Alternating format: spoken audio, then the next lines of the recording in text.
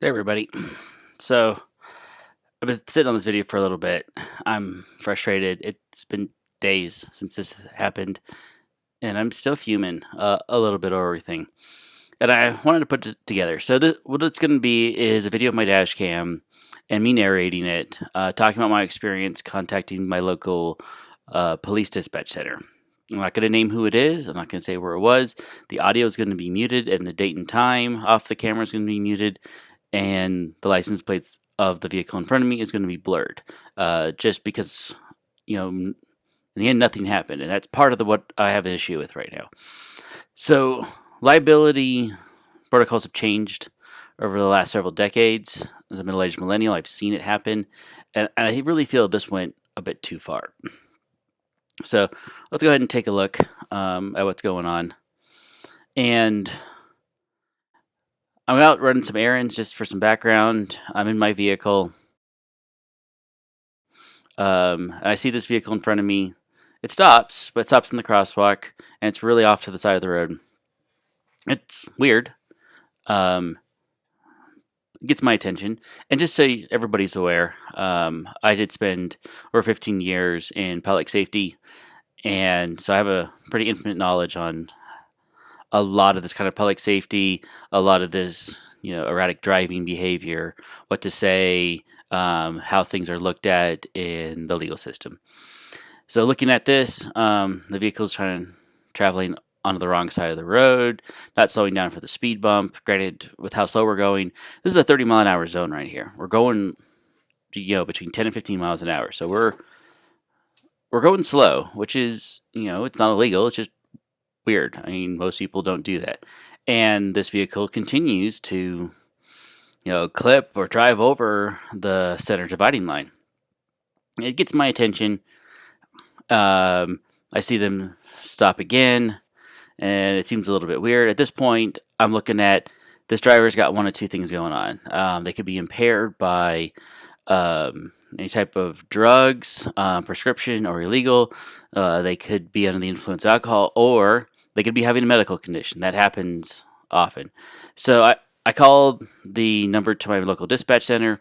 You can see it here. They almost hit a road sign. I know at this point something's definitely wrong.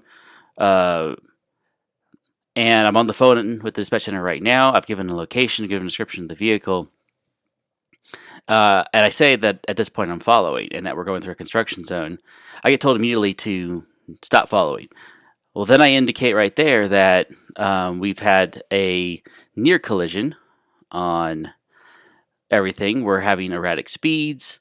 There's other traffic. You can see at this point how close that person gets to driving straight into a parked car. How close they got to driving over the center line again. I mean, more parked cars and kind of this erratic driving. And now the other part is we're going about 45 miles an hour, at least he is. I assume it's a he. And I'm telling the dispatcher all of this information, every bit of it. And I just keep told, stop following. And like, do you want to know where I am? And they're like, oh yeah, where are you at right now? And I give them a location where we're at. At this point, I'm behind the vehicle. And just for everyone's awareness, where I'm going is across the street. So I'm legitimately going to where I need to go for my errands. I've given a plate. I've given a description of the vehicle. I'm being told to stop following. And I say, okay. But I said, I tell them my previous experience. Like, well, go ahead and stop following.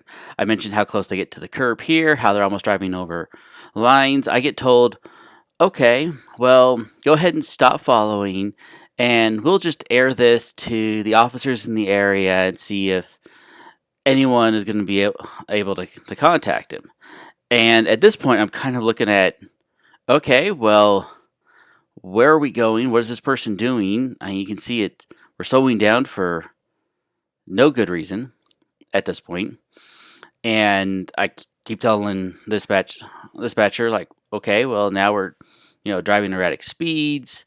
We're doing a turn without a turn signal. Like, okay, well, go ahead and stop following. Like, do you want to know where this person is? Like, oh, I guess that would be good. And you see, I was nice enough to wait for that pedestrian. So I'm kind of getting really frustrated at this point because they're getting ready to just, tell the local police in the area the last location that they had, which at this point is blocks and turns away from where we are right now. I mean, we come up here, this person stopped on the wrong side of the road. And I wonder if they stopped because they saw a police vehicle up there. Now, just so you know, that's an animal control vehicle. It's not actually like a sworn police officer. So at this point, I'm telling the dispatcher, like, hey, there's a animal control officer in front of me. We're at this location. I don't know what this person's doing. I keep only told, stop, stop, stop following. Don't follow, don't follow. We'll just air it. I'm like, okay, well, at this point, I'm like, fine. Like, if you're not willing to let me try to help you and potentially save something, I'm going somewhere else. And that's why I turn the other direction. And still frustrated over this. I remember not, 5 years ago, I've been asked, like, are you willing to keep following? Can you stay at a safe distance? And of course, like, especially with my prior experience. But the first immediate thing to be told is stop. I'm like, do we know how many people are killed every year because of impaired, distracted drivers? It's a safety concern. It's not that I think something's suspicious. It's not that I, look at something different. This is a safety issue.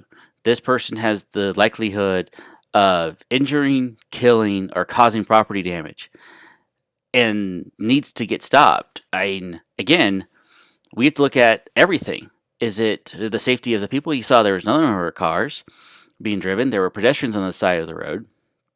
And with the way this person's driving, they need to get talked to. Or what if this person themselves is in danger? What if they're having an extreme medical condition and need help? And we're not going